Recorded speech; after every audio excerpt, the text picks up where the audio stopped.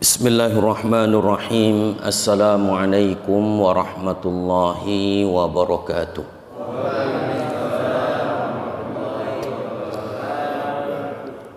Innal hamdalillah nahmaduhu wa nasta'inuhu wa nastaghfiruh wa na'udzu billahi min shururi anfusina wa min sayyiati a'malina. May yahdihillahu fala mudilla lahu wa man yudlilhu fala hadiya lahu. Asyhadu an la ilaha illallah wahdahu la syarika lahu wa asyhadu anna Muhammadan abduhu wa rasuluhu la nabiyya ba'dah. Allahumma salli ala sayyidina wa nabiyyina wa habibina wa maulana Muhammad wa ala alihi wa ashabihi wa man tabi'ahu bi ihsanin ila yaumiddin. Amma ba'd. Hadirin jamaah subuh Masjid Al-Amin rahimakumullah. Pertama-tama marilah kita panjatkan puja dan puji syukur kita kehadirat Allah Subhanahu wa taala yang telah memberikan nikmatnya kepada kita, baik itu nikmat iman, Islam dan sehat. Salawat serta salam marilah kita curahkan kepada junjungan kita Nabi Muhammad sallallahu alaihi wasallam beserta keluarganya, sahabatnya dan kita sebagai umatnya sampai akhir zaman. Hadirin rahimakumullah, salah satu keimanan kita adalah mengimani kitab-kitab yang Allah turunkan, baik mengimani kitab Taurat, Zabur, Injil dan Al-Quran sebagai kitab yang Allah turunkan kepada Nabi kita Nabi Muhammad sallallahu alaihi wasallam. Keimanan kita kepada kitab Al-Quran bukan hanya sekedar Al-Quran kitab yang Allah turunkan kepada Nabi kita Nabi Muhammad sallallahu alaihi wasallam, tapi juga kita harus mengimani hukum-hukum yang ada di dalam Al-Quran. Lalu untuk apa Allah turunkan kitab Al-Quran? Apa fungsi Al-Quran itu? Fungsi Al-Quran yang Allah turunkan yang pertama adalah hudal linnas, petunjuk untuk manusia. Syahrul Ramadan alladzi unzila fihi al-Quran hudal linnas. Allah turunkan Al-Quran pada bulan Ramadan adalah petunjuk untuk manusia. Jadi kalau kita ingin mendapatkan petunjuk tidak tersesat, maka berpeganglah terhadap Al-Quran. Al-Quran itu adalah petunjuk hidup kita. Kita kalau ke Jakarta Pak, nggak tahu alamatnya, jalannya mana, kecamatannya mana, kelurahannya mana, RT nomor rumahnya nggak ada, kira-kira bisa nggak ketemu rumah? Tersesat kita, bingung Jakarta mana ini. Tapi kalau kita mendapatkan petunjuk jalannya kelurahannya, kecamatannya, di samping ada petunjuk, maka kita mudah untuk sampai kepada tempat yang kita tuju. Maka kita tanpa Al-Quran hidup di dunia ini akan tersesat. Dan itulah wasiat yang Rasul wasiatkan kepada kita, taraktu fikum amrain, aku tinggalkan kepada kalian dua perkara. Jikalau kalian berpegang teguh terhadap dua perkara tersebut, lan tadillu abada, kalian tidak akan pernah tersesat. Karena Al-Quran itu adalah petunjuk, petunjuk untuk kedamaian, petunjuk untuk keselamatan, petunjuk untuk kebahagiaan, petunjuk untuk maslahat. Segala macam petunjuk ada di dalam Al-Quran. Karena Al-Quran ini yang menurunkan siapa? Allah. Aturannya aturan Allah. Dan Allah lah yang menciptakan alam semesta ini. Biasanya yang lebih tahu tentang aturan itu yang membuat, yang menciptakan, atau yang tidak membuat, yang tidak menciptakan. Yang tahu pasti yang menciptakannya. Contoh misalnya, ada orang yang buat HP lah sekarang ini. Yang buat HP itu kan lebih tahu tentang HP-nya. Aturan-aturannya lebih tahu. Maka ketika dia menjual HP, dia buat aturan yang disebut dengan katalog. Ini HP, ya, cara pemakaiannya biar awet, biar nggak cepat rusak seperti ini. Dicas setiap berapa jam, jangan melebihi dari jam yang sudah ada dalam katalog itu. Itu yang membuat aturan tentang HP itu siapa? Yang membuat HP. Yang membuat TV, yang lebih tahu tentang aturan TV siapa? Yang buat TV. Dia buat katalog biar TV-nya awet, tidak cepat rusak. Dibuat katalog cara pemakaiannya seperti ini. Ini tombol yang boleh dipijit, ini tombol yang dilarang untuk dipijit, kalau dipijit rusak. Tiba-tiba kita yang beli TV, yang tidak tahu aturan TV, yang bukan pembuat TV, ingin merubah aturan. Kira-kira cepat rusak nggak tuh TV-nya? Pasti cepat rusak. Karena yang membuat petunjuk adalah yang membuat TV-nya. Dan dia yang lebih tahu tentang TV itu karena dialah penciptanya. Maka dunia alam semesta ini yang lebih tahu tentang alam adalah Allah.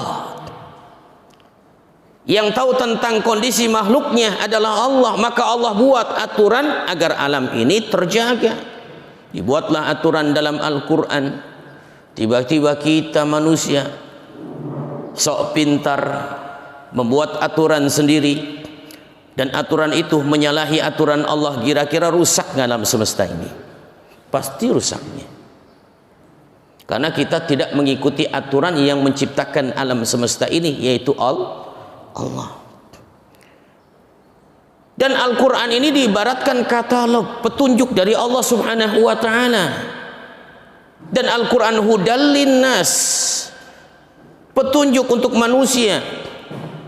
Kalau kita mengikuti Al-Quran, selamat dunia akhirat. Kalau kita mengikuti petunjuk Al-Quran, kita tidak akan tersesat. Kalau kita mengikuti petunjuk Al-Quran, maka alam semesta ini akan terjaga. Kenapa? Karena itulah katalognya sang pencipta alam semesta. Karena Al-Quran ini hudan untuk kita, petunjuk. Ingin hidup damai, kembali lagi kepada Al-Quran, tadabburi Al-Quran. Bagaimana cara kita untuk mendapatkan kedamaian dalam hidup? Ingin mendapatkan kesenangan dunia akhirat, Al-Quran lagi. Negara kita ingin diberikan keberkahan, kembali lagi kepada Al-Quran. Dan Al-Quran sudah menjamin, walau anna ahlal qura amanu wattaqau la fatahna alaihim barakat minas sama'i wal ard. Seandainya penduduk negeri ini, penduduk negeri yang beriman bertakwa kepada Allah, maka kami yang akan bukakan keberkahan-keberkahan, bukan satu keberkahan, barakat, keberkahan jamak. Bukan hanya keberkahan dari langit, tapi juga keberkahan dari bumi. Semua keberkahan Allah akan limpahkan jikalau kita mengikuti petunjuk Al-Quran. Karena fungsi yang Allah turunkan Al-Quran ini, fungsinya salah satunya adalah hudal linnas, petunjuk. Hadirin yang dirahmati oleh Allah Subhanahu wa ta'ala, fungsi Al-Quran yang Allah turunkan selain petunjuk hudal linnas, Al-Quran itu fungsinya untuk dibaca, Pak. Untuk dibaca. Iqra'ul Quran, bacalah Al-Quran, kata Rasulullah.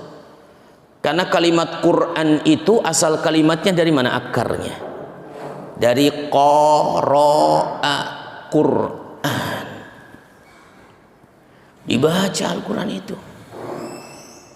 Dan salah satu kemunduran umat Islam itu sudah tidak ada lagi orang yang baca Quran. Iya. Ada beberapa hal yang menjadi umat Islam mundur. Yang pertama apa? Yang pertama, tidak ada ukhuwah Islamiyah. Tidak ada ukhuwah Islamiyah sudah. Setiap orang mementingkan kelompoknya, golongannya, lupa dengan ukhuwah Islamiyahnya. Orang menggaungkan ukhuwah wataniyah, saudara satu negara, satu negeri, satu bangsa.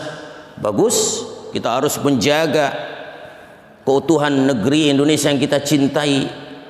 Apapun agamanya adalah saudara kita, saudara satu bangsa. Tapi ada yang lebih kuat daripada saudara satu bangsa, ukhuwah Islamiyah. Ini yang sering dilupakan. Inilah kemerosotan kemunduran umat Islam. Selain itu, faktor kemunduran umat Islam adalah ghazwul fikr, perang ideologi. Ghazwul fikr, kita diperangi dengan ideologi-ideologi orang sekuler, orang-orang liberal.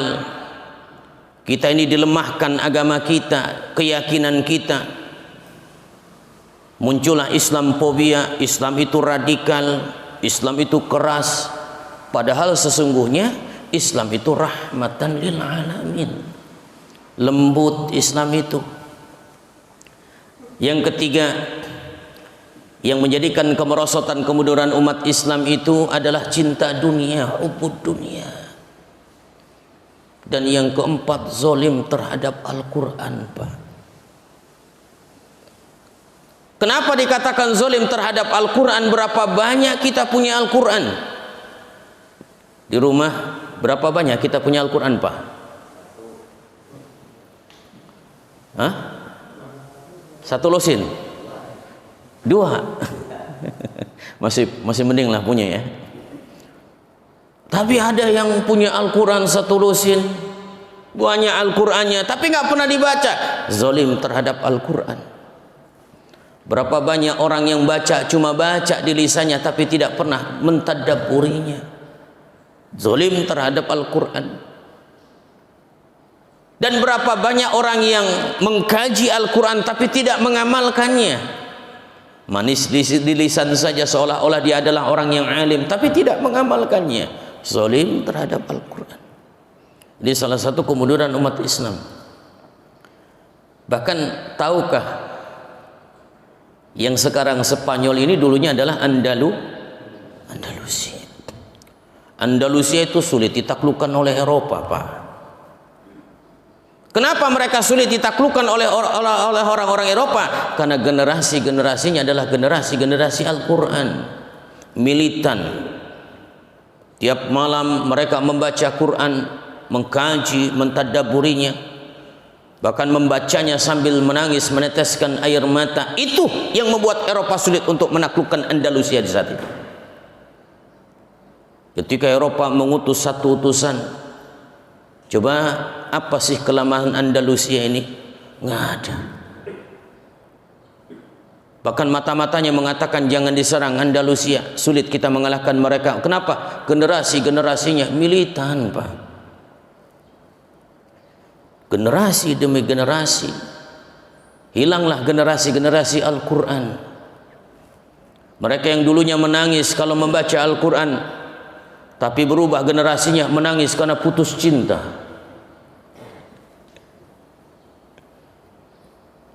Maka di saat itu Eropa ketika menyerang Andalusia, dengan mudah mereka mengalahkan Andalusia. Kenapa? Karena jauh daripada Al-Quran, tidak punya ruh untuk berjihad di jalan Allah, tidak punya ruh untuk mencintai akhiratnya, lebih mencintai dunia. Kenapa? Karena jauh daripada Al-Quran. Maka minimal Al-Quran itu kita baca, karena Al-Quran yang kita baca akan menjadi syafaat penolong kita nanti di hari kiamat. Iqra'ul Qur'an, bacalah Al-Quran.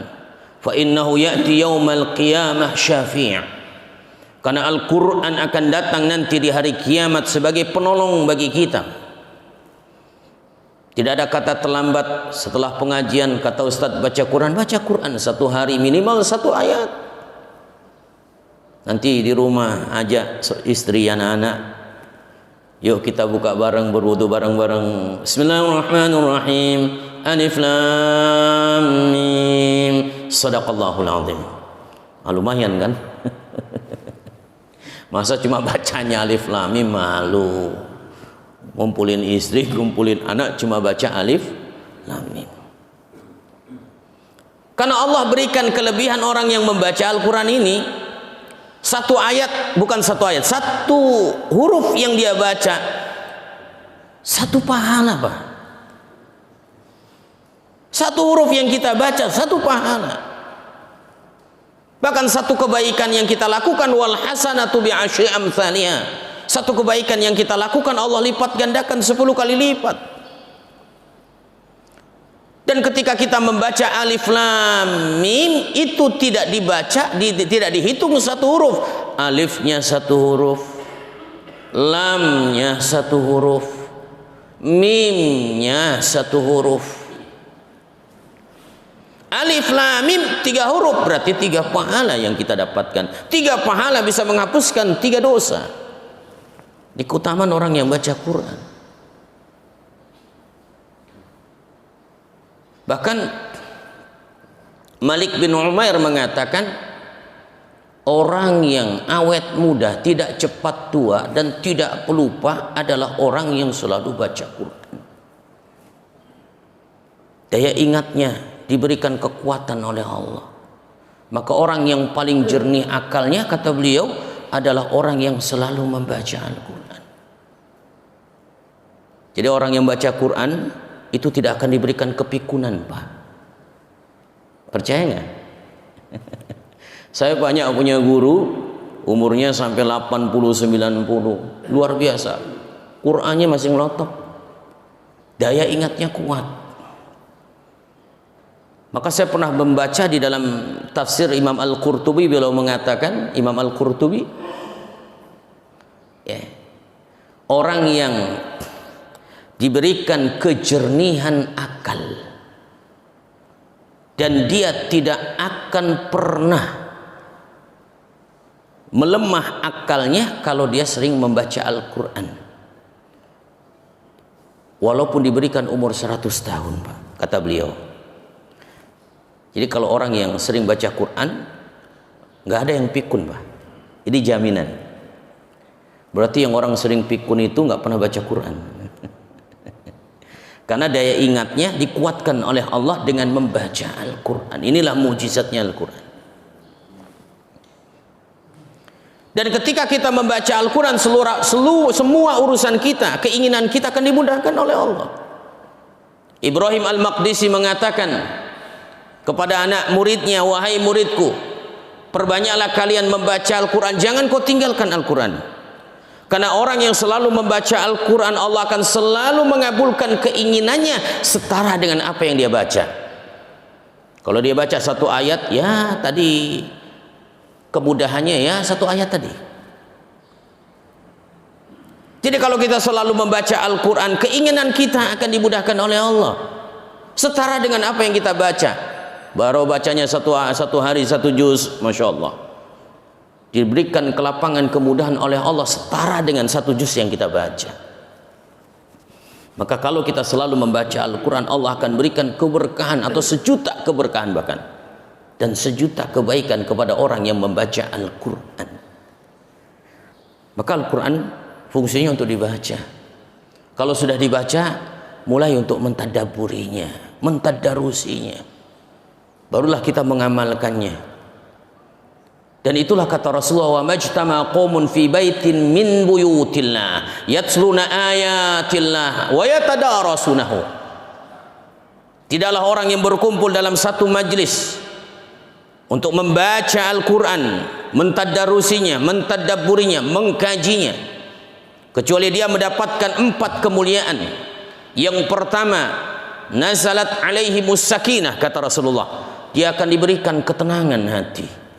Kalau kita gundah, gulana, gelisah, ruwet hati kita, kacau pikiran kita, baca Al-Quran.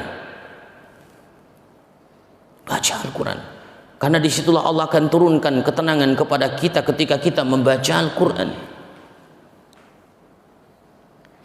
Tidaklah satu kaum yang berkumpul di salah satu rumah Allah membaca Al-Quran, mentadarusinya, selain diberikan ketenangan, wa ghasyiyatuhumur rahmah, Allah akan liputi rahmat untuknya. Allah itu senang dengan orang-orang yang membaca Al-Quran, dan Allah akan jadikan orang-orang yang selalu membaca Al-Quran adalah keluarganya nanti di hari kiamat. Nanti di hari kiamat, Pak, di saat kita di hadapan Allah, yang pertama kali yang akan disuruh oleh Allah adalah ahli-ahli Quran. Dan Allah akan menyeru, aina talul Quran, mana orang-orang yang senang membaca Quran? Berdiri, kata Allah. Maka berdirilah atas perintah Allah orang-orang yang senang membaca Al-Quran. Di saat orang-orang yang membaca Al-Quran berdiri di hadapan Allah, dan Allah katakan, antum ahli, kalian adalah keluargaku, kata Allah. Masya Allah. Dikatakan kita keluarga Allah. Kalau sudah keluarga Allah pasti dapat surganya itu. Ini orang yang membaca Quran. Banyak orang yang meremehkan baca Quran, ya malas. Padahal kalau kita bandingkan, kita lebih banyak baca Quran atau banyak WA. Baca WA, Facebook, Twitter. Berapa jam kita? Setengah hari. Ada grup alumni, grup RT, grup RW, grup keluarga, ya kan? Grup keluarga dibaca, ada lagi teman-teman, ya dulu di SMP, di SMA, kuliah bareng, kerja bareng, ketemu di jalan. Wah ya Allah, kita ini kalau satu hari, kalau dibandingkan dengan baca Quran dengan WA, banyakan mana? WA. WA selesai, Facebook posting lagi. Facebook selesai, Twitter lagi. Twitter nggak habis-habisnya, bahkan silaturahim nggak pernah. Orang sekarang itu, maaf ya, berkunjung kepada keluarganya setiap orang pakai HP. Kalau dulu kan ngobrol, gimana kabarnya? Ini virus sebenarnya ini. Kadang-kadang kita menyibukkan diri untuk membaca WhatsApp, Twitter, Facebook, lupa untuk membaca Quran. Padahal yang akan memberi syafaat kita nanti di hari kiamat adalah Quran. Rasul tidak mengatakan iqra'u Facebook, nggak ada. Iqra'u Twitter, iqra'u WhatsApp, nggak ada. Tapi iqra'ul Quran. Yang dibaca adalah Al-Quran, dan karena Al-Quran ini akan datang nanti di hari kiamat memberi syafaat, penolong. Yang nolong kita Quran, Pak, bukan Twitter. Yang nolong kita adalah Al-Quran, bukan WhatsApp. Yang nolong kita adalah Al-Quran, bukan Facebook. Tapi berapa banyak waktu yang kita sia-siakan untuk membaca Al-Quran, padahal banyak keutamaan orang yang membaca Al-Quran itu. Nah, ini keutamaan umat Nabi Muhammad SAW yang tidak diberikan kepada umat terdahulu. Maka kata Allah kepada Nabi Musa, hai Musa, aku akan berikan dua cahaya kepada umat Muhammad yang tidak aku berikan kepada umat sebelumnya. Dua cahaya inilah yang akan menerangi dua kegelapan. Maka Nabi Musa bertanya, ya Allah, apa dua cahaya yang akan kau berikan kepada umat Nabi Muhammad yang tidak diberikan kepada umat sebelumnya? Yang pertama, kata Allah, cahaya Ramadan. Yang kedua adalah cahaya Al-Quran. Karena Ramadan tidak diwajibkan kecuali kepada umat Nabi Muhammad, dan Al-Quran tidak diturunkan kecuali kepada Nabi kita Nabi Muhammad SAW dan untuk umatnya. Inilah dua cahaya yang akan aku berikan kepada umat Nabi Muhammad yang tidak diberikan kepada Adam, kepada nabi-nabi sebelumnya, kepada umat-umat sebelumnya. Dan dua cahaya inilah yang akan menerangi dua kegelapan. Kemudian Nabi Musa bertanya, apa dua kegelapan yang akan diterangi oleh dua cahaya tersebut, ya Allah? Yang pertama, kata Allah, kegelapan kubur. Kubur gelap nggak? Pernah nyobain belum? Belum ya? Kalau mau nyobain nanti dikubur bareng-bareng biar tahu gelapnya kuburan itu. Kubur itu gelap, tak ada ruang, tak ada tempat, ditimbun dengan pasir, nggak ada. Ya Allah, masya Allah, gelap lah. Ya, kita bisa bayangkan gelap walaupun belum pernah dikubur ya. Dibayangkan gelap. Tak ada rembulan, tak ada cahaya. Kita kadang-kadang malam gelap, masih ada rembulan, masih gelap ya. Masih merasa gelap. Ini dikubur, nggak ada cahaya, nggak ada rembulan. Dan kegelapan yang kedua adalah kegelapan di hari kiamat. Hari kiamat itu gelap, pasti gelapnya. Karena nanti matahari, bulan redup cahayanya, tak bercahaya, bintang-bintang berjatuhan. Kiamat adalah hari kegelapan. Kecuali siapa yang diberikan cahaya oleh Allah. Termasuk yang akan diberikan cahaya oleh Allah adalah orang-orang yang membaca Al-Quran. Karena Al-Quran ini akan menjadi cahayanya nanti di hari kiamat. Dua yang akan diterangi oleh cahaya Al-Quran dan Ramadan, kegelapan di alam kubur dan kegelapan di hari kiamat. Tapi tidak dengan orang-orang yang selalu membaca Al-Quran.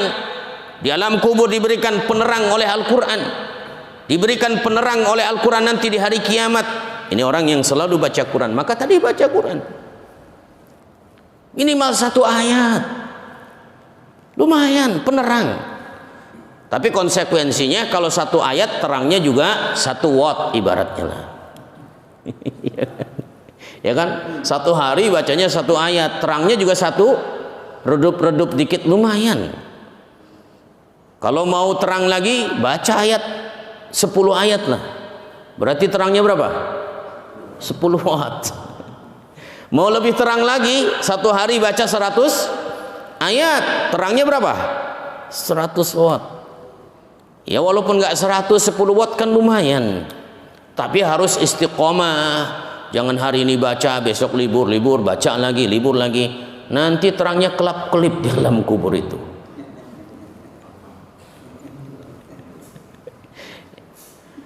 Hadirin yang dirahmati oleh Allah Subhanahu wa taala, baca Quran. Quran ini bisa membuat kuat daya ingat kita. Al-Quran bisa menjauhkan kita daripada kepikunan. Al-Quran akan mendatangkan keberkahan di dalam rumah kita. Insya Allah kalau kita selalu membaca Al-Quran di rumah kita ada keberkahan. Itu namanya syaitan jin udah nggak ada. Kenapa? Baca Quran. Kan yang namanya jin itu kan sesuai dengan yang tinggal di dalamnya. Kalau yang tinggal di dalamnya sering joget-joget, jinnya juga yang senang di situ apa? Yang joget-joget. Kalau di dalam rumahnya orangnya rese semua, jinnya juga rese, digangguin terus. Kenapa? Mungkin kitanya rese kali ya. Tapi kalau orang yang sering baca Al-Quran, jin-jin yang muslim itulah yang akan menempati tempat-tempat di mana tempat itu yang selalu dibacakan Al-Quran. Maka baca Al-Quran agar Al-Quran menjadi penerang di alam kubur kita dan menjadi penerang nanti di hari kiamat. Dan itulah fungsi yang kedua daripada Al-Quran, dibaca. Yang kedua, fungsi Al-Quran itu apa? Wa nunazzilu minal Qur'ani ma huwa shifaa, obat. Al-Quran itu obat, kata Allah. Ini Allah yang mengatakan. Dan kami menurunkan Al-Quran, salah satu fungsinya adalah obat. Shifaa, kalau dalam bahasa Arab itu namanya nakiroh, bukan ma'rifah. Kalau nakiroh itu umum, semua penyakit bisa disembuhkan dengan Al-Quran. Syifa, Allah tidak mengatakan asyifa. Kalau asyifa ma'rifah, berarti ada penyakit yang tertentu saja. Tapi Al-Quran ini Allah turunkan, wa nunazzilu minal Qur'ani ma huwa syifa, nakiroh, umum maknanya, semua penyakit bisa disembuhkan dengan Al-Quran. Yang penting kita yakinnya dengan firman Allah. Penyakit apa yang dapat disembuhkan oleh Allah, baik zahir ataupun batin. Kalau batin sudah pasti, kita sering dengar lagunya Tombo Hati kan gitu. Yang bisa mengobati hati kita apa? Quran salah satunya. Yang bisa mengobati hati kita bukan hati, Al-Quran. Apa penyakit hati? Bakhil, kikir, diobati oleh Al-Quran. Orang yang celaka adalah orang yang menghitung-hitung hartanya. Yahsabu anna malahu akhladah, karena dia mengira hartanya akan mengekalkannya, padahal harta tidak akan pernah dibawa mati. Itu orang celaka. Maka orang yang pelit takut. Orang yang pelit nanti hartanya itu akan diserupakan oleh Allah di hari kiamat, diserupakan ular yang akan melilit lehernya. Nanti orang-orang yang pelit, bakhil, kikir, itu ularlah yang akan melilit lehernya nanti di hari kiamat. Banyak lagi orang-orang yang pelit. Allah tidak senang dengan orang yang pelit. Malaikat tidak senang dengan orang yang pelit. Bahkan malaikat mendoakan untuk orang yang pelit, Allahumma a'tihi mumsikan talafa, ya Allah binasakan hartanya orang yang pelit. Itu kata malaikat. Manusia nggak suka dengan orang yang pelit, sampai orang yang pelit pun tak suka dengan orang yang pelit. Padahal CS-nya itu kan. Iya. Maka tadi sadar ya, buat apa kita pelit? Harta tidak dibawa mati.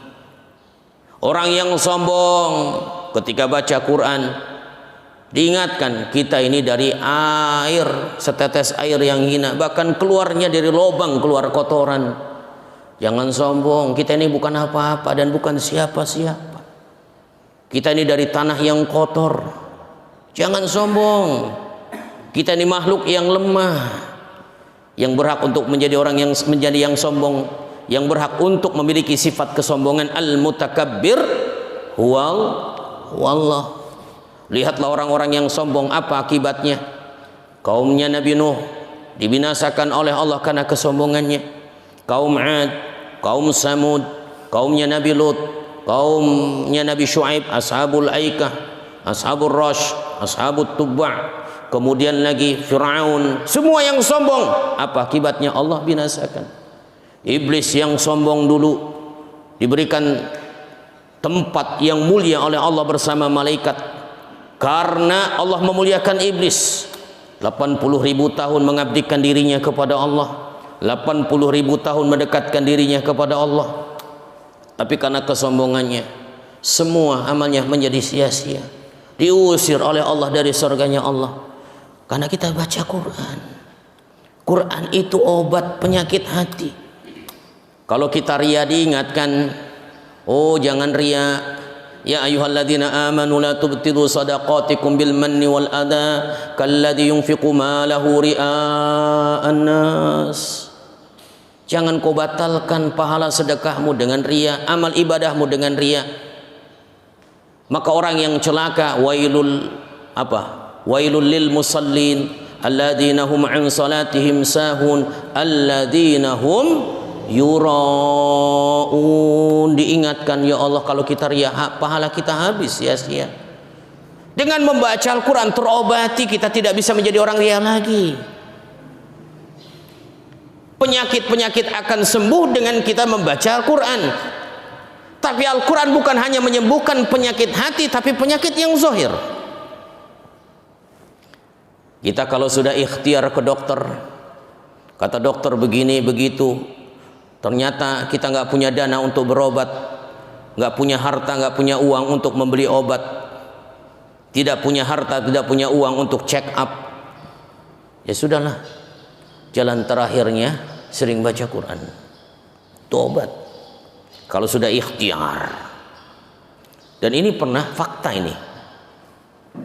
Saya punya kawan, ya, dia punya ginjal, ya, kronis lah. Ya, ada dua kawan, satu ginjal kronis, satu jantung kronis. Penyakitnya kronis lah.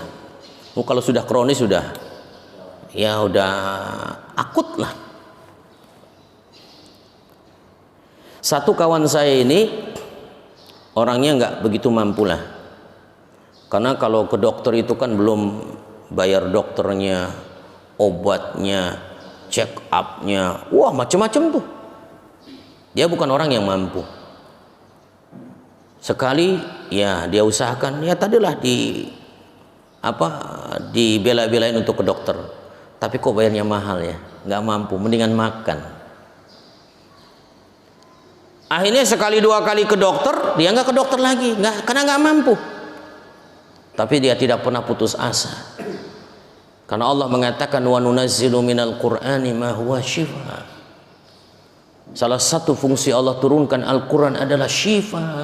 Makna syifa ini kan umum, semua penyakit bisa disembuhkan dengan wasilah kita membaca Al-Quran, karena Allah yang mengatakan itu.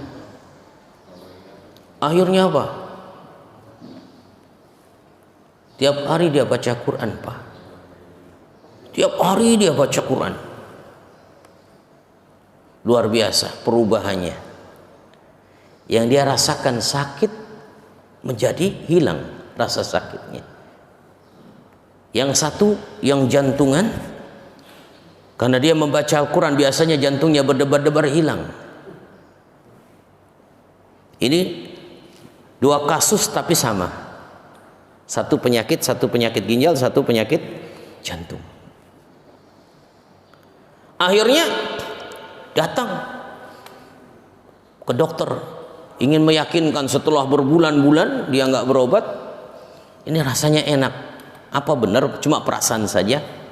Akhirnya dia datang ke dokter, diperiksa oleh dokter. Terkejut dokternya.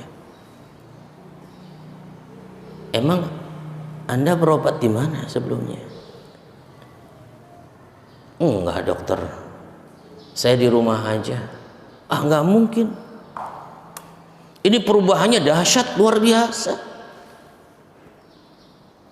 Ini penyakitnya hilang, kata dokter itu. Luar biasa. Nggak percaya dokternya, bertanya lagi, bener kamu nggak berobat di dokter? Enggak. Swear dokter. Saking nggak yakinnya tuh dokter itu, masa sih bisa sembuh? Hanya dokter penasaran bertanya. Tapi saya penasaran, apa yang Anda perbuat? Mungkin minum jamu, obat, minum apa? Tidak dokter, sebenarnya begini, saya ini orang yang nggak begitu mampu lah. Sekali dua kali mungkin mampu, tapi kalau setiap bulan nggak mampu saya dokter, karena belum bayar obatnya, cek dan lain sebagainya. Udah berapalah, bisa dihitung. Lalu apa yang kamu perbuat? Saya cuma ingat firman Allah, wa nunazzilu minal qur'ani ma huwa syifa. Aku turunkan Al-Quran, salah satu fungsinya adalah syifa, obat. Maka aku cuma meyakini itu, karena aku sudah berikhtiar mentok, Pak Dokter, nggak punya harta, nggak punya uang untuk berobat. Cuma saya yakin itu, wa nunazzilu minal qur'ani ma huwa syifa. Setiap hari saya baca Quran, setiap hari, di waktu luang, di waktu kosong, aku gunakan untuk membaca Al-Quran. Ini hasilnya dokter, luar biasa. Al-Quran salah satu fungsinya adalah untuk menjadi obat, penyembuh semua penyakit zahir batin. Kita penyakit zahir ya ke dokter ikhtiar, tapi di samping ikhtiar pulang ke rumah baca Al-Quran. Nah, ini yang bisa menyembuhkan penyakit tentu adalah Allah, dan Allah jadikan wasilah penyembuhnya adalah dengan Al-Quran, karena Al-Quran adalah kalamullah. Hadirin yang dirahmati oleh Allah Subhanahu wa ta'ala. Kemudian salah satu fungsi Al-Quran adalah sumber ilmu. Ini karena Al-Quran ini mukjizat, dan mukjizat yang masih akan dirasakan oleh umat Nabi Muhammad sampai akhir zaman. Ini mukjizat yang masih ada, hanya mukjizatnya Nabi kita Nabi Muhammad SAW yang berupa Al-Quran. Bukan hanya sekedar isinya, lafadznya pun luar biasa. Qul in kuntum fi raibi mimma nazzalna ala abdina fa'tu bi surah. Ditantang oleh Allah sejak Allah turunkan Al-Quran kepada Nabi kita Nabi Muhammad SAW.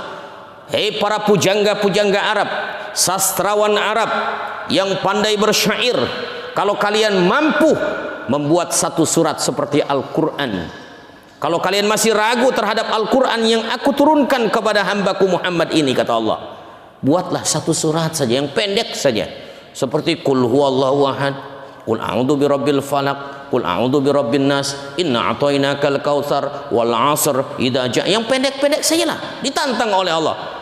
Sejak zaman Nabi kita Nabi Muhammad sampai sekarang ini, siapa, adakah sastrawan yang mampu menandingi bahasa Al-Quran? Waduh, itu lafadznya indah Al-Quran itu mukjizat lafadznya saja.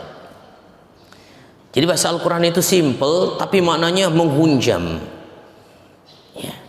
Jadi kelihatannya kayaknya mudah dihafal, tapi sulit untuk dibuat seperti Al-Quran. Itu lafadznya mukjizat. Mukjizat yang lain sumber ilmu. Di Al-Quran diterangkan semua yang ada di alam semesta ini. Bahkan sebelum Allah menciptakan langit dan bumi sudah diterangkan dalam Al-Quran. Tentang qadha dan qadar ini kan sudah sudah dibahas dalam Al-Quran. Sebelum Allah ciptakan langit dan bumi, Allah terangkan, Allah sudah menciptakan arsy-Nya. Kemudian Allah menciptakan apa lagi? Malaikat, qalam, langit dan bumi, jin, manusia. Itu diterangkan dalam Al-Quran. Sumber ilmu. Bahkan luar biasa banyak orang-orang para ilmuwan masuk Islam setelah selesai dalam penelitian, atau mungkin mentok dalam penelitian, ternyata jawabannya dalam Al-Quran ada. Banyak. Ada yang saya pernah baca itu ya, ada dokter namanya Dokter Buchel dari Perancis. Dia itu adalah ilmuwan yang khusus meneliti tentang Firaun. Diteliti Firaun. Dia aneh ya, kok Firaun bisa awet padahal dulu teknologinya belum canggih, Pak. Bertahun-tahun dia meneliti tentang Firaun, nggak ketemu jawabannya. Akhirnya dia penasaran, dia bertanya kepada ilmuwan yang ada di Mesir. Pak, saya ingin bertanya, bertahun-tahun saya meneliti tentang Firaun, nggak ketemu jawabannya. Kok aneh ya Firaun bisa awet? Apa jawaban seorang ilmuwan muslim dari Mesir? Mengatakan, Anda ini capek-capek meneliti bertahun-tahun tapi nggak ketemu jawabannya. Ada loh di Al-Quran itu, Al-yawm nunajjika bi badanik. Hei Firaun, hari ini akan aku awetkan, langgengkan, aku kekalkan jasadmu. Sebagai contoh ibrah untuk manusia yang dulu sombong, mengaku dirinya ana rabbukumul a'la, aku adalah Tuhan kalian yang paling tinggi. Dibaca ayat itu oleh Dokter Buchel, luar biasa. Dia meneteskan air mata, kemudian bersyahadat, asyhadu alla ilaha illallah wa asyhadu anna muhammadar rasulullah. Makanya banyak orang yang pintar masuk, dan justru yang banyak keluar dari Islam itu orang-orang bodoh semua. Iya, yang keluar dari Islam itu kebanyakan orang pintar, orang bodoh. Ada nggak kiai keluar dari Islam? Ada nggak? Nggak ada. Ulama keluar dari Islam ada nggak? Sejarahnya nggak ada. Tapi kalau ulama-ulama mereka yang masuk Islam jadi mu'alaf banyak nggak? Banyak. Karena kebenarannya ada di dalam Al-Quran. Karena Al-Quran adalah sumber ilmu. Di saat Darwin membuat teori manusia itu tercipta dari kera, berasal dari kera. Masa enak amat kita dari kera? Berarti kita ini kera semua, Pak. Darwin mengatakan teorinya manusia berasal dari kera. Ini ngaco. Al-Quran jauh hari sudah mengatakan manusia itu diciptakan oleh Allah dari Adam. Adam dari tanah, diterangkan oleh Allah dalam Al-Quran.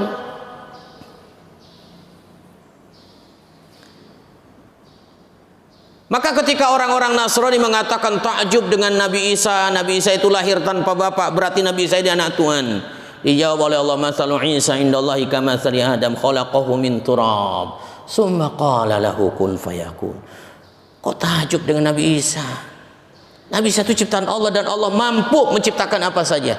Nabi Isa diciptakan melewat ibu, masih wajar lah. Ada yang lebih takjub lagi adalah ketika Allah menciptakan Nabi Adam tanpa bapak, tanpa ibu. Nah, Al-Quran ini sumber ilmu. Bahkan ada satu momen ketika dalam muktamar, kebetulan cerita guru saya Allah yarhamuh Muhammad Mutawalli Sya'rawi, dia ahli tafsir. Ya, dia ahli tafsir di Mesir, ya, Tafsirul Ma'asir, ya, kontemporer. Oh, itu loh, beliau luar biasa ilmunya, luas sekali. Ketika ada orang-orang sekuler, liberal, dia adalah seorang dokter ahli dalam bidang kulit, spesialis kulit dia. Dokter kulit ini meneliti yang bisa merasakan sakit dalam tubuh kita ketika tergores, terbakar, itu apa? Kulit. Bapak mau kalau digorok nggak pedih, mau nggak? Mau nggak kalau misalnya dibakar nggak ngerasain sakit, mau nggak? Mau ya? Kulitin dulu kulit bapak, dikupas dulu tuh kulitnya. Ini kupasnya aja sakitnya luar biasa. Biar nggak rasa sakit ketika kena api, nggak perih. Ketika tergores dengan jarum, pisau, kulit kita harus dikupas dulu. Karena yang merasakan sakit dalam tubuh kita itu adalah kulit. Itu kata dokter. Berarti kalau kita dibakar di dalam nerakanya Allah, cuma sekali sakit saja akan terkupas kulitnya. Ya, berarti cuma sekali merasakan neraka ya sudah, cukup, beres. Apa kata guru saya Allah yarhamu? Anda ini baru nemukan tentang ilmu kulit saja sudah sombong, mengatakan kenapa kita tidak harus takut terhadap neraka. Tahu nggak Anda sebelum menemukan ilmu kulit di dalam Al-Quran sudah dikatakan tentang kulit itu. Ketika orang-orang yang dibakar di dalam api nerakanya Allah dan kulit-kulit itu akan terkupas, apa yang Allah akan perbuat untuk hambanya? Fabaddalnahum juludan ghairaha. Maka kami akan ganti dengan kulit-kulit yang baru. Loh, apa hikmah Allah mengganti dengan kulit-kulit yang baru? Kan sama-sama dibakar. Liyadzuqul adzab, agar dia merasakan pedih sakit api nerakanya Allah. Jadi sebelum kulit kau temukan, Al-Quran sudah menerangkan. Ketika kita dibakar di dalam api nerakanya Allah, terkupas kulit kita dengan api nerakanya Allah. Fabaddalnahum juludan ghairaha. Maka kami, kata Allah, akan ganti dengan kulit-kulit yang baru. Untuk apa? Liyadzuqul adzab, agar mereka merasakan pedih api nerakanya Allah. Artinya Allah ingin mengajarkan kepada kita yang bisa merasakan sakit adalah kulit kita.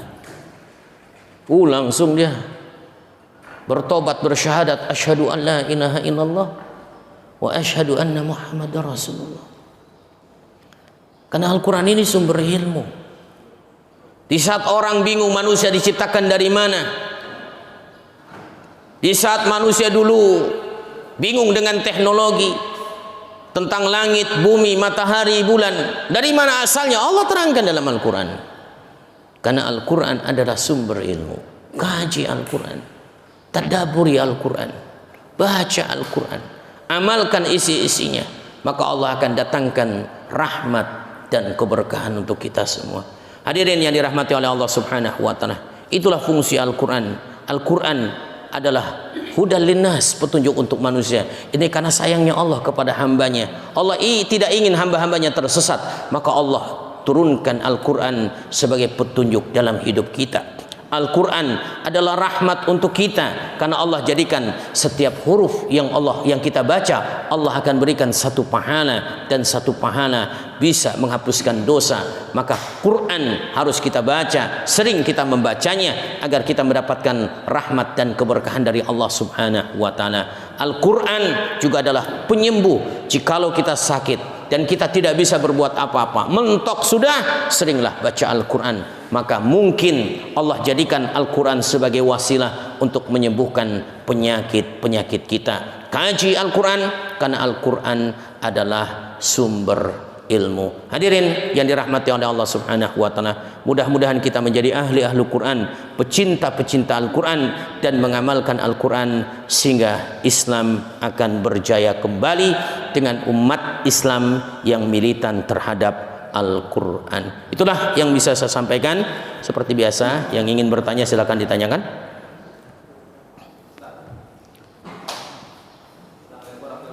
Waalaikumsalam. Yang pertama saya tanyakan adab-adab dalam membaca Al-Quran. Terus yang kedua, kalau di daerah saya Ustaz, itu biasanya orang ketika meninggal itu biasanya ada dikumpulin tim pengaji untuk menghatamkan Al-Quran untuk si mayit. Ya. Yang saya tanya ini apakah ada dalilnya? Terus yang kedua, gimana kalau misalkan dalam riwayat si mayit ini jarang baca Al-Quran, bahkan mungkin tidak pernah, terus tiba-tiba dikhatamkan, apakah kira-kira ini amalannya bermanfaat untuk si mayit? Saya tak. Ya. Ya. Nah, ini juga nanti dibahas di bab janaiz. Sebenarnya masih belum kita sampai kepada bab janaiz. Hal yang masih bermanfaat untuk orang yang mati dari orang yang hidup. Ya, dari orang yang hidup. Ya. Salah satunya adalah mendoakannya. Mendoakan orang yang mati. Itu masih bermanfaat dari orang yang hidup untuk orang yang sudah meninggal. Yang kedua, sedekah. Masih bermanfaat untuk orang yang mati dari orang yang hidup. Yang ketiga, membacakan Al-Quran, kemudian bacaan Al-Qurannya itu pahalanya dihadiahkan untuk si mayit. Itu menurut kebanyakan pendapat Imam Syafi'i. Makanya banyak di Indonesia karena Imam Syafi'i dibacakan surat Yasin, karena memang ada dalilnya. Iqra'u mautakum bi surat Yasin. Bacalah ya untuk orang yang meninggal di antara kalian dengan surat Yasin, walaupun ya ana menurut sebagian pendapat hadis ini dhaif derajatnya, tapi bukan berarti dhaif tidak diterima. Nah, masih ada landasannya bahwa dengan membaca kita harus dianjurkan membaca untuk orang yang meninggal dengan surat Yasin, itu ada dalilnya. Ini nanti kita akan bahas di bab janaiz itu karena kita belum sampai. Artinya masih, dan itulah fungsi anak yang saleh. Makanya kan idza mata ibnu adam inqata'a 'amaluh. Kalau anak Adam meninggal, semua amalnya terputus. Iyalah, karena dia tidak bisa lagi sholat, tidak lagi bisa bersedekah, tidak lagi bisa membaca Quran, terputus semua amalnya kecuali 3, illa min thalath. Nah, ini aset orang yang meninggal 3. Yang pertama, sedekah jariyah. Maka di masa hidupnya dia bersedekah. Sedekah yang pahalanya mengalir untuk masjid, madrasah, pesantren. Ini sedekah.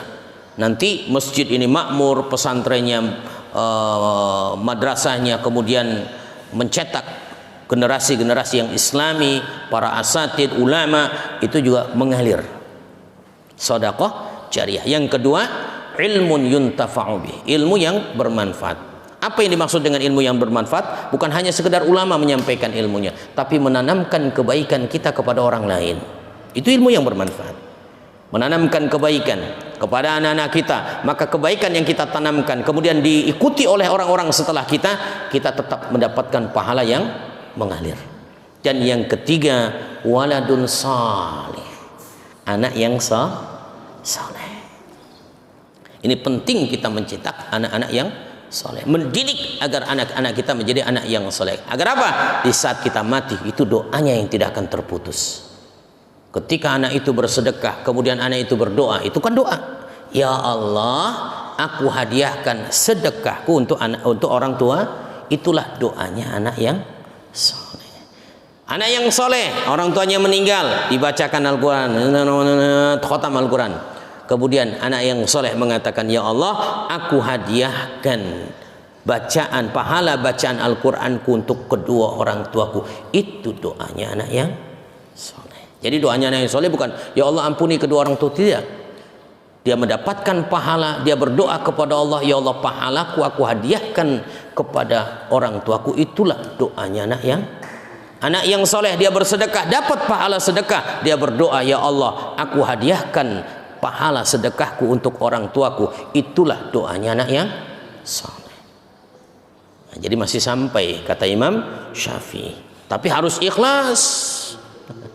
Ya, harus ikhlas membacakan Al-Qur'annya, doanya pun harus ikhlas.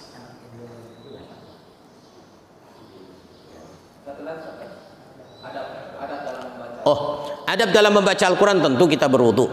Ya. Pertama kita adalah berwudu. Ya, membaca Al-Quran itu adabnya berwudu. Kalau bisa menghadap kiblat dengan ketenangan, mentadaburinya, ayat-ayatnya satu per ayat kita tadaburi. Itulah adab-adab membaca Al-Quran. Ya. Itu minimal berwudu. Ya.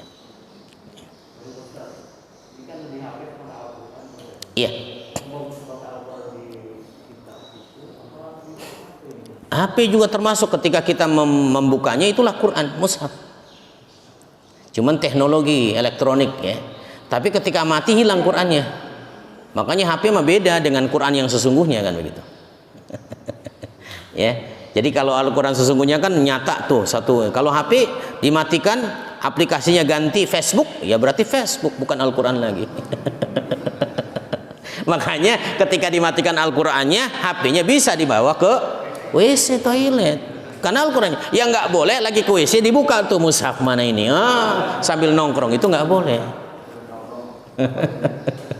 Jadi di saat bapak membuka Al-Quran di HP, itulah Qurannya. Tapi di saat matikan hilang Qurannya, karena teknologi itu.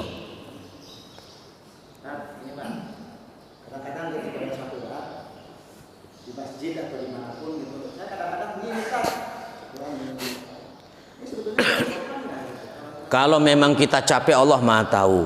Masa dipaksakan begini bergetar-getar sesemutan, ya pokoknya Allah Maha tahu. Ya artinya kita tidak menunjukkan bahwa kita nyantai, tidak, karena memang nggak kuat.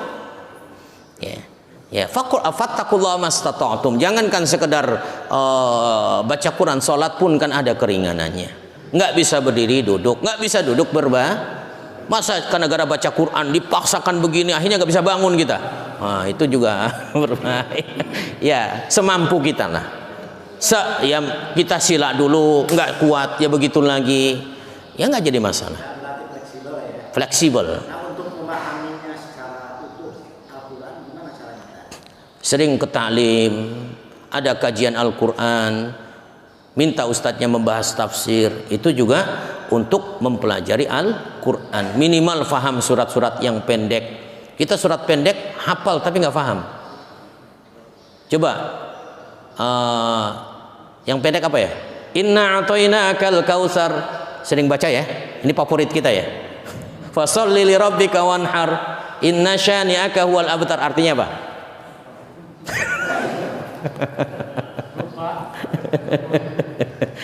Karena kita nggak pernah mentadaburinya, mengkajinya. Ketika ada tafsir, nah itu diterangkan oleh ustadznya. Oh inna, sesungguhnya kami a'tainaka, kami telah memberikan kepadamu Al-Kautsar. Apa Al-Kautsar itu? Ada tafsirnya, Al-Kautsar itu nikmat yang banyak. Ada Al-Kautsar itu adalah nama telaga Nabi kita Nabi Muhammad. Ya, wah tafsirannya banyak itu. Nah itulah fungsi kita mempelajari, memahami Al-Quran, sehingga di sini nempel. Ya, perlu kita mentadaburi Al-Quran, mengkajinya, mentadarusinya. Masalahnya Pak, kita ini kan pada umumnya lemah dalam minat baca. Iya. Tafsir juga ada misalnya. Iya. Tafsir juga juga ada.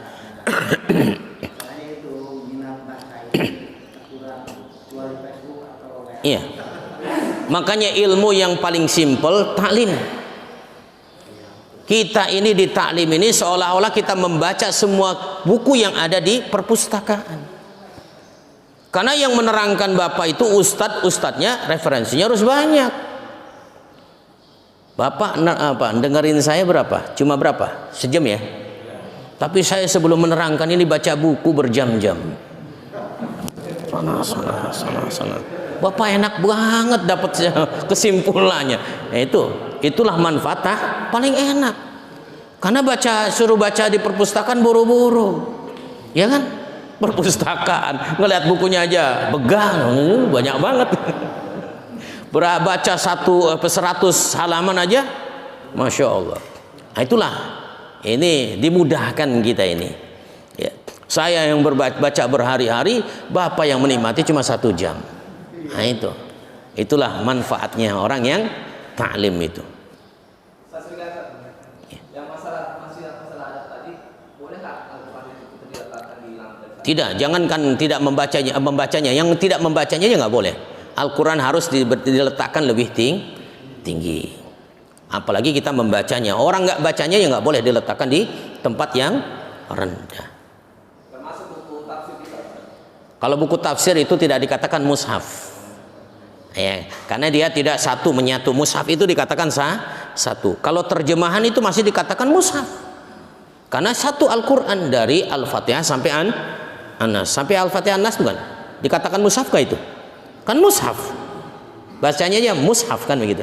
Nah, jadi jangan salah menafsirkan. Oh nggak apa-apa yang junub pakai Quran yang terjemahan nggak apa-apa.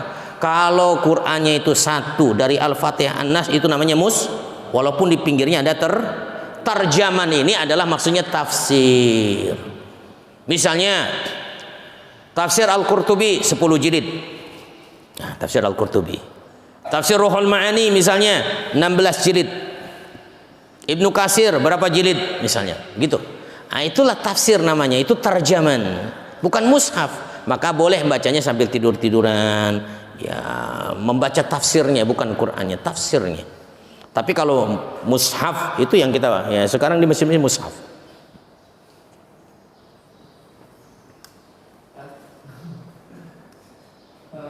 Kalau kita kembali kerja zaman Andalusia itu, di situ Islam bisa berdiri dengan kokoh kan karena lingkungannya memang. Iya. Kemudian disisipkanlah seperti musik dan segala macam. Iya. Yang ditembak itu kan sebetulnya generasi muda. Iya. Artinya kita juga dalam mendidik anak juga seperti itu. Ketika anak itu masih usia balita atau ini, kita bisa menyisipkan Al-Quran kepada mereka. Iya. Namun ketika pertengahan menjelang remaja atau Al-Quran itu hanya sepertinya cocoknya itu di awal dan di akhir saja seperti itu. Tapi ketika di pertengahan kita selalu kesulitan bagaimana kita itu untuk artinya memberikan bahwa Al-Quran itu sebagai dasar yang benar, karena mereka akan melihat seperti ini. Ilmu praktisnya ternyata dalam Al-Quran itu boleh dibilang jauh gitu. Artinya akhirat yang lebih banyak, sedangkan di dunia misalnya untuk membuat aplikasi atau segala macam gitu, itu lebih mudah dari luar. Iya. Sedangkan dari Al-Quran masih harus ada tafsir dan segala macam. Dan juga kalau sekarang ini kan antara kebaikan dan keburukan itu hanya dalam satu genggaman. Dalam HP, kita pegang HP aja itu bisa anak muda itu. Iya. Di situ kita sulit gitu untuk memfilter. Nah, bagaimana caranya supaya kita bisa mencetak generasi muda yang memang benar-benar berasnya kualitas. Iya, kalau kita pandang HP-nya mudarat anak kita, jangan dikasih HP anak kita, kan masalahnya itu. Mudarat nggak HP untuk anak kita? Kalau mudarat jangan dikasih. Kalau ada manfaat, misalnya di situ aplikasinya Quran, tafsir, hadis, macam-macam itu boleh. Nggak ada boleh main game ya anakku, ya baca ini tafsir, bagus. Tapi kalau misalnya mudaratnya lebih banyak, jangan dipakai, dikasih anak kita HP. Bisa nggak gitu kan permasalahannya? Iya, itulah. Ya, itulah virus di kita ini kan sebenarnya sekarang ini adalah HP. Jangankan anak kita ada kok Al-Quran, hadis, tapi senangnya yang dibuka apa? Game, Facebook, Twitter, kan itu. Ya kita sendiri, itulah tantangan kita sekarang adalah teknologi. Ya, belum lagi TV, acara di TV dan lain sebagainya. Belum lagi pergaulan, lingkungan. Ini sangat banyak virus ya. Nah, itu kita berdoa saja. Yang penting kita semampu kita, sekuat tenaga kita, bagaimana kita mendidik anak kita menjadi anak yang soleh. Ya. Kalau nggak bisa kita mendidik, masukkan pesantren.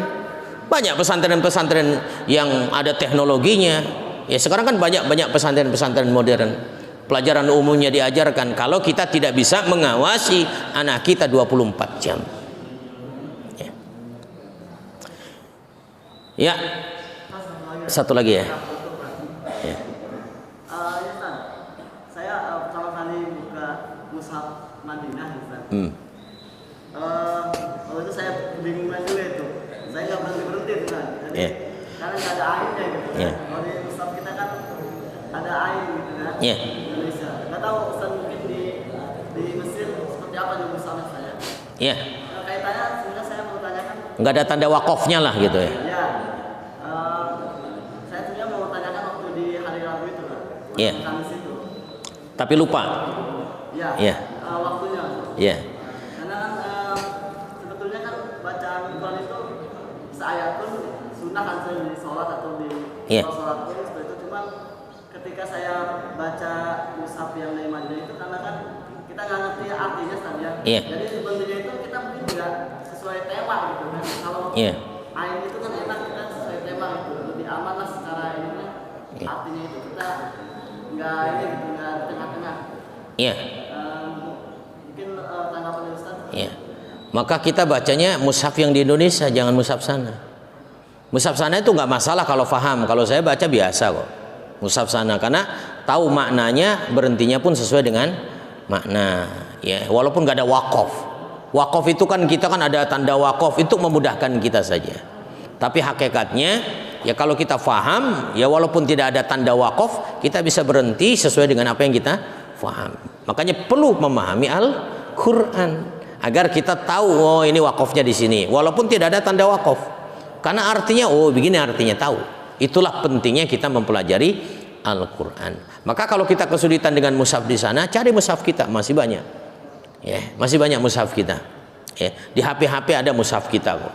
Ada tanda ainnya, ada tanda la-nya, ada tanda wakof lazim, wakof boleh jaiz. Banyak itu kan di situ. Mushaf-mushaf yang di kita. Ya.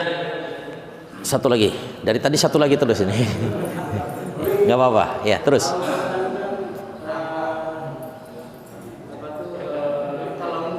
Iya. Ucapan dari Allah. Iya. Tetapi di dalam Al-Quran juga itu ada qala Ibrahim. Iya. Iya. Qala Ibrahim itu cerita Ibrahim mengatakan diceritakan dalam Al-Quran. Ya, qala Ibrahim qala Nuh. Ya, Nuh berkata kepada Tuhannya berdoa, itu cerita tentang Nabi Nuh, bukan tetap itu dah Al-Qur'annya firman Allah menceritakan tentang Nabi Nuh. Kita cerita, itu kan cerita kita ya. Tapi kita dalam cerita, oh si fulan mengatakan begini, tapi tetap ceritanya sumbernya dari karena Al-Qur'an sumbernya dari Allah. Cuma di situ qala Ibrahim qala Nuh, ya qala Luqmanul ibnihi kan begitu. Itu cuma menceritakan saja. Al-Qur'annya tetap dari Allah. Tapi cerita dalam Al-Quran, Ibrahim berkata dalam ceritanya itu, Nuh berkata, Luqman berkata, Nabi Musa berkata, Nabi apa ya Musa apa Fir'aun berkata kan begitu. Ya, qala ana rabbukumul a'la. Ya, Nabi apa Fir'aun mengatakan aku adalah Tuhanmu yang paling tinggi kan begitu. Nah, itu perkataan dalam cerita. Bukan perkataan Nabi Ibrahim Al-Quran. Al-Quran tetap firman Allah, tapi ada kisah di situ diceritakan. Kalau nggak di qala Ibrahim ceritanya gimana? Nah, biar mudah untuk difahami oleh kita semua. Ya, kita berdoa kepada Allah, mudah-mudahan Allah memberikan rahmat keberkahan. Bismillahirrahmanirrahim. Allahumma shalli ala Muhammadin fil awwalin wa shalli ala Muhammadin fil akhirin wa shalli ala Muhammadin fil mala'il a'la ila yaumiddin wa shalli ala Muhammadin fi kulli waqtin wa hin. Allahumma inna nas'aluka al-'afiyata min kulli bala wa shifaa'a min kulli da wa an tahfidhana min kulli waba. Allahumma inna nastawdi'uka aba'ana wa ummahatina wa azwajina wa dhurriyyatina wa ikhwanina wa akhwatina wa ashabina wa dhawi arhamina. لا إله إلا أنت سبحانك إنا كنا من الظالمين اللهم ارفع مقتك وغضبك عنا اللهم ادفع عنا البلاء والوباء والغلا والطاعون وخصوصا كورونا اللهم إن هذا المرض جند من جنودك تصيب به من تشاء وتصرفه عن من تشاء اللهم فاصرف عنا وعن بيوتنا وعن أهلنا وأزواجنا وضرارنا وبلادنا وبلاد المسلمين واحفظنا مما نخاف ونحذر فأنت خير حافظا وأنت أرحم الراحمين الراحمين اللهم لا تدع لنا ذنبا إلا غفرته ولا هما إلا فرجته ولا دينا إلا قضيته ولا مريضا إلا شفيته ولا مريضا إلا شفيته ولا حاجة من حوائج الدنيا إلا قضيتها ويسرتها يا أرحم الراحمين ربنا آتنا في الدنيا حسنة وفي الآخرة حسنة وقنا عذاب النار ربنا تقبل منا إنك أنت السميع العليم وتب علينا إنك أنت التواب الرحيم بفضلك سبحان ربك رب العزة عما يصفون وسلام على المرسلين والحمد لله رب العالمين سبحانك الله وبحمدك نشهدك الله لا إله إلا أنت نستغفرك ونتوب إليك السلام عليكم ورحمة الله وبركاته